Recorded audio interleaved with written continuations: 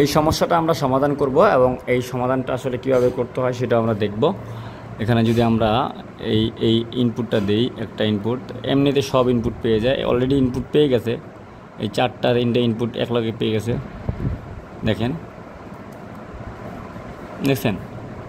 এই ধরনের সমস্যা যাদের আসবে তারা কীভাবে সমাধান করবেন সেটা আমরা দেখাবো এই ভিডিও শেষে যখন রিপেয়ারিং দেখাবো। তবে আমরা প্রোগ্রামটা এটার ভিতরে করে নিলাম এবং প্রোগ্রামটা দেখে নিলাম। সো এই দেখেন, এখানে কিছু কিছু ফাইল আমাদের এখানে কি আছে, আমাদের কিছু ফাইল মিসিং আছে বলতে কিছু ইনপুট আমাদের অটোমেটিক্যালি জ্বলে থাকে। যদি দেখতে চান এখানে দেখতে পারেন। এই যে যারা বেশি পিএলসি এমনি কাজ করবেন তাদের জন্য রিপেয়ারিং যাদের নলেজ নেই তাদেরকে আমি রিপেয়ারিং সবসময় সাপোর্ট দিয়ে আসি। সো এই ভিডিওতে কিন্তু আপনারা এই জিনিসটা দেখতে পাচ্ছেন। এটা হলো FX 3U মডেলের। এই যে এখানে এটার যদি আমরা ফাইলটা দেখাই আপনাকে, এটার যেই আসলে এটা ফাইলটা যেটা ছিল, ধরুন এটার যে ফাইলটা ছিল সেটা ছিল আমাদের, আমরা এর ভিতরে আরেকটা ফাইল দিছি কারণ আমাদের চেক করা লাগবে দেখে। এখানে যে ফাইলটা ছিল সেটা ছিল আমাদের এইটা, ধরেন এই ফাইলটা ছিল। এই ফাইলটা আমরা কেন ব্যবহার করব? এই ফাইলটা ব্যবহার করব আমরা যদি আমরা কখনো প্রোগ্রাম কী করি, আমরা প্রোগ্রাম চেক করতে যাই কোনো পিএলসিকে, যেমন এই পিএলসিটা আমরা এখন চেক করবো। হ্যাঁ, এটা তো ইনপুট আমরা খারাপ পাইলাম বা ইনপুটটা আমরা দেখলাম। সো আমরা যেটা করব, এখন আমরা ইনপুটটা দেখব। আমাদের এখান থেকে যেটা করতে হবে সেটা হলো রাইট প্রেস করতে হবে, রাইট, এবং রাইট প্রেস করার পরে যেটা হচ্ছে আমাদের কি হচ্ছে না, আমাদের কম পোর্ট পাচ্ছে না। কারণ কম পোর্ট পাওয়ার জন্য আপনাকে আগে অনলাইন করতে হবে পিএলসি। অনলাইন করার জন্য আপনাকে যেতে হবে অপশনে। আচ্ছা, এইটা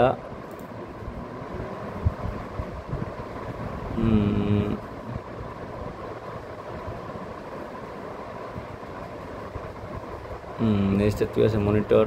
আচ্ছা, এখানে আমাদের ডায়াগনস্টিক, পিএলসি ডায়াগনস্টিক টুল, clear all parameter, confirm memory size. আচ্ছা, মাঝে ভিতরে আসলে এমন হয় যে আমি ভুলেই যাই আসলে আমার রেগুলার কাজটা, কেন জানি এমন হয়। আসলে অনেক কাজের টেনশন করতে করতে যা হয় এরকমটা হয়ে যায় মাঝে ভিতরে। সো আপনারা এই মাথার ভিতরে যখন অনেক কাজ করে না তখন এরকম হয়। সো আমি পিএলসিটাকে চাইলে কী করতে পারবো, আমি পিএলসিটা এখানে মডেলও চেঞ্জ করতে পারবো। সিকিউরিটি এগুলো কিছু লাগবে না আমার, আমি জাস্ট অনলাইন করব আর ডাউনলোড দিব। হ্যাঁ, আচ্ছা, আপনারা কি কেউ দেখতে পাচ্ছেন? আমি তো দেখতে পাচ্ছি না।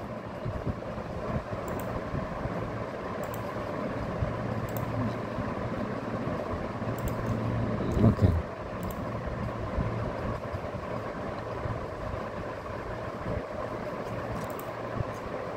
আচ্ছা, এটা হলো আমার জিএক্স ডেভেলপার। আমি এখন যেটা করব সেটা হলো আমি এটাকে কানেক্ট করব কীভাবে? কমিউনিকেশনের মাধ্যমে। কমিউনিকেশন করতে গেলে কী করতে হবে আমাকে?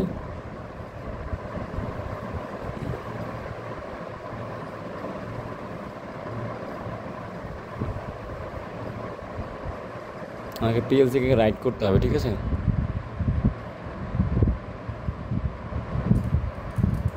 পিএলসি যে শর্ট হয়ে আছে না, এই জন্যই মূলত সমস্যাটা, ঠিক আছে? এই যে আপনাকে রিড করতে হবে প্রথমে। রিড করার জন্য আপনাকে যেতে হবে FX PLC কানেকশন টেস্ট, এবং কানেকশন সাকসেসফুল হবে ইনশাল্লাহ।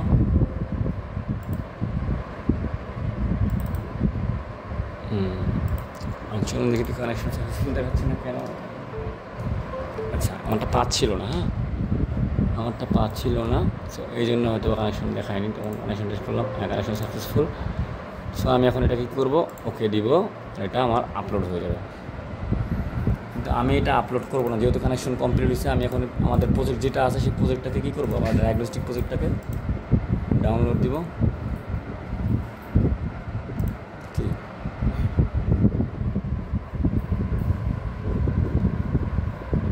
এই যে রাইট টু পিএলসি টেক্সেল লেখা, এখানে গিয়ে আমরা যেটা করবো সিলেক্ট অল অথবা প্রোগ্রাম প্লাস দিয়ে এখানে এক্সক্লুড দিয়ে দিব। আর এখানে পিএলসি স্টপ মোডে চলে যাবে। এই যে প্রোগ্রাম রান হচ্ছে, এখন আমার প্রোগ্রামটা আপলোড হয়ে যাবে। আর এইখানে দেখেন পিএলসি কী করতেছে।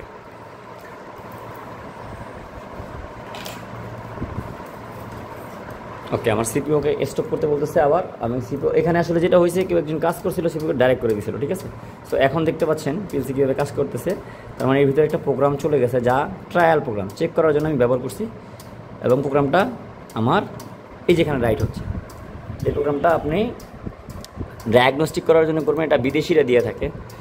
মূলত যেটা হয়েছে এই পিএলসিটা হলো মেশিনের স্পেয়ার পিএলসি। ধরেন আপনার মেশিনে যখন একটা প্রোডাক্ট কিনে কোম্পানি, তখন তাকে স্পেয়ার প্রোডাক্ট দেওয়া হয় না। সো এরকম একটা প্রোডাক্ট।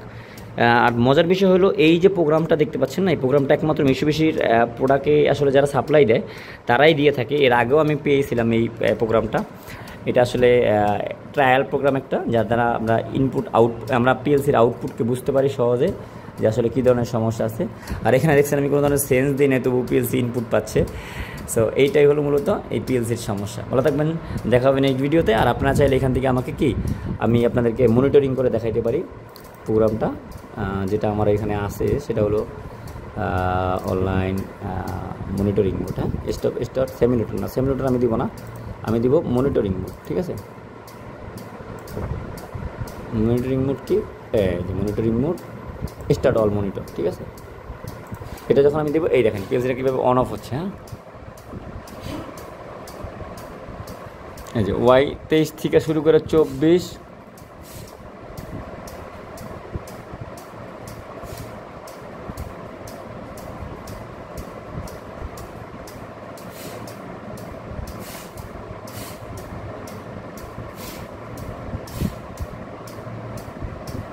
দেখতে পাচ্ছেন তো কীভাবে কাজ করে। Y75, Y101, মানে মোট কথা আপনি Y120 পর্যন্ত এখানে আছে। তার মানে যদি এই মিশুবিশির পিএলসিটা 120 এমআরের হয়, যেহেতু ম্যাক্সিমাম 120 এমআরের পিএলসি হয়ে থাকে, সো 120 এমআরের হলে 120 এমআর মানে 120টা যদি আউটপুটও থাকে, তবুও কিন্তু এই একটা প্রোগ্রামই কাজ করবে। এখানে কিন্তু আপনারা দেখতে পাচ্ছেন অনেক অল্প প্রোগ্রাম বা অল্প কটা ইনপুট এখানে আউটপুট কাজ করতেছে। বাট এইখানে দেখেন এখানে কতগুলো কাজ করতেছে, Y120 পর্যন্ত। হ্যাঁ, তার মানে এইখানে মূলত অনেক বড় একটা প্রোগ্রাম করা আছে, যার মাধ্যমে আপনি পুরো মিশুবিশি পিএলসিকে কী করতে পারবেন, চেক দিতে পারবেন। যাদের এই প্রোগ্রামটা লাগবে আমাকে নক করবেন, আমি দিয়ে দিব।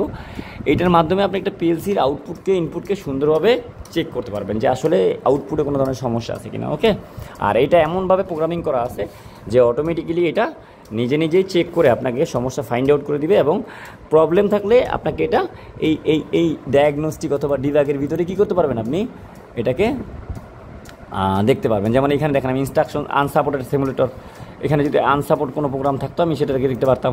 আবার ডিবাগ করলাম, ধরেন আমি এখানে test with execute, simple test, step execute, এই যে কোন স্টেপে মূলত গিয়ে প্রবলেমটা হচ্ছে সেইটা, এই বিষয়গুলো এখানে সব শো করবে। আর এইখানে যেটা চলতেছে সেটা হলো কি, আমাদের রিয়েল টাইম ডাটা নিয়ে কাজ করতেছে, মানে প্রতি সেকেন্ডে সে একটা করে স্টেপ চেঞ্জ করতেছে এবং সে নিজে কাজ করে এই সমাধান করার চেষ্টা করতেছে।